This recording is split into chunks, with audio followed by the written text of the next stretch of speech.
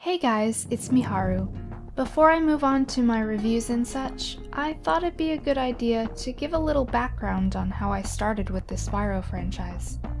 So, it was circa 1999, and I was around 7 years old. I got a PlayStation, and with it, 2 games, Xena Warrior Princess and Spyro the Dragon. It's obvious which one I played more. For some reason, the level that stands out the most to me is the Dreamweaver's homeworld. It was just such a uniquely designed place, and the sound that those armored enemies make will forever be in my head. I also have fond memories of wondering how I was supposed to rescue that one dragon in Dry Canyon. Something my impatient child brain just couldn't figure out until I bought the guidebook. Some years later, I would end up giving the game away to my cousin's son at the request of my dad, which is a decision I still regret to this day.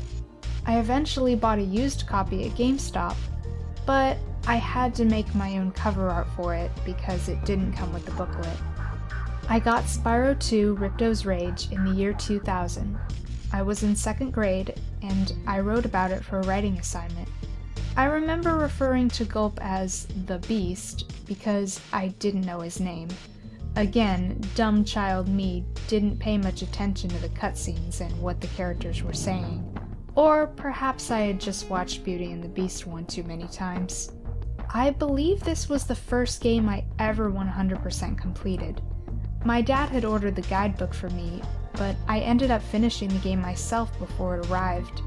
I always had trouble with the speedway levels. Time limits are not my friend, especially in video games. But what a joy it was finding out I could restart the game with permanent Super Flame. I also may or may not have had a little crush on Ripto. He was like cute and stuff. It was either that Christmas or the following year that I would receive the best gift ever. You see, every Christmas, my parents always put one special gift in the fireplace for me to open last. That year, it was Spyro 3 Year of the Dragon.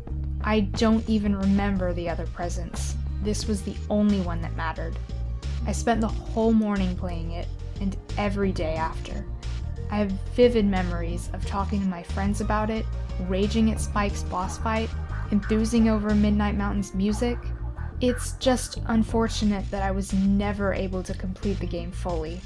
I didn't realize until much later that the Black Label version of this game, aka the non-greatest hits version, is glitched, meaning I'm not able to get all the eggs I need to open the super bonus round, and I can only access it via cheat code.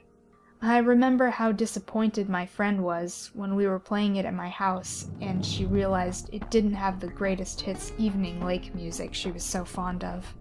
As for the other games, I had Season of Ice, which I would play a lot on car rides, Enter the Dragonfly, which I tried to finish but gave up on due to the many glitches, A Hero's Tale, the game I mostly wanted to play due to Hunter's archery, but stopped when I felt the gameplay became unenjoyable, and the Legend of Spyro trilogy.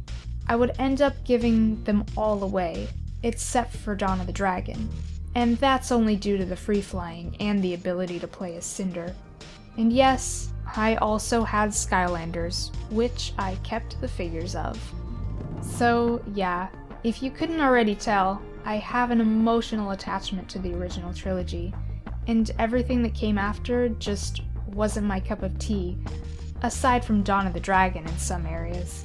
I couldn't be more excited about the Reignited trilogy, and this marks the first time I've ever pre-ordered a game on announcement day.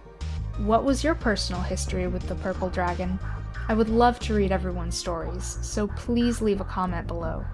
Don't forget to like and subscribe for more Spyro content. Until then, this is Miharu signing off.